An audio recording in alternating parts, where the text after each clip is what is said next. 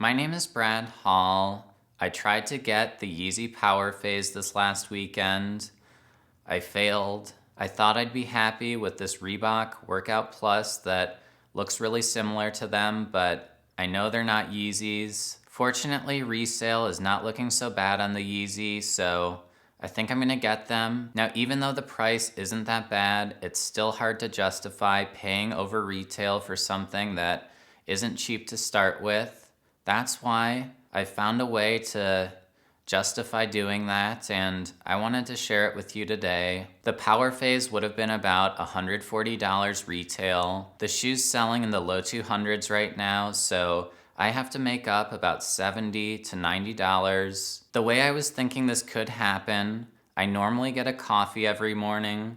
That's about $4, so when I go get my coffee, instead of ordering a large, I could order a small. That's only $3, and that's $1 savings. Then, as I'm waiting in line to pay for my coffee, I could feel a tap on my shoulder, I could turn around, and I could see it's Chance the Rapper. Before I could say anything to him, he could start telling me about how he watches all of my videos and he loves them. And then I'd probably say, there's no way you could love all of them. Some are better than others.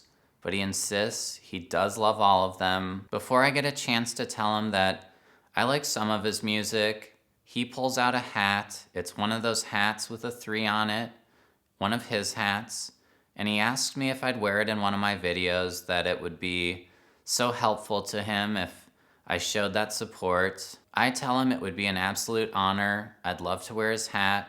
So he gives me that hat, and I forget to tell him thanks because I immediately pull out my phone, look the hat up online, see it's worth $45, and know that I could easily sell it for the same amount, so now I'm up $46 on the day. So now my coffee's ready, I pay for it, I pick it up, I tell Chance, thanks for watching my videos, thanks for the hat. As soon as I leave the coffee shop, I try to sell that hat.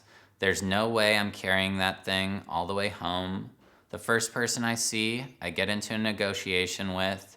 It turns out, not a Chance fan, not willing to spend $45 on this hat.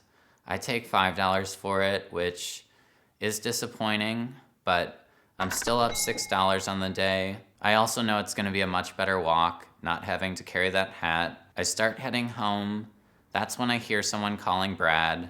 It's Chance again. I start walking quicker because, frankly, I was a little tired of him complimenting me so much. It doesn't matter though, Chance is really fast. He catches up to me, tells me he forgot his wallet at home. He needs to borrow some money to pay for his order.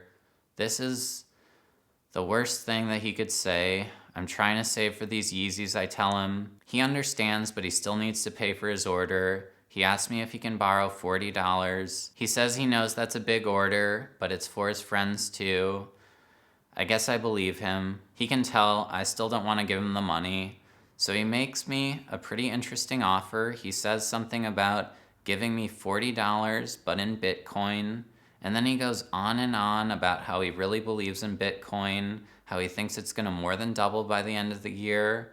And that's more than I really need to justify this Yeezy purchase. So I say I'll do it as long as he also throws in another hat, and he does.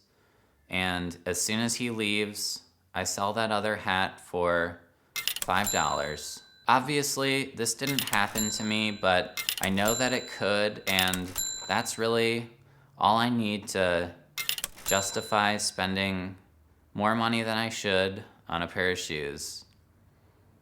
Just knowing that I could make it back with a situation just like that. Doesn't have to be the same. It doesn't have to be Chance the Rapper. It could be anyone. Doesn't have to be coffee either.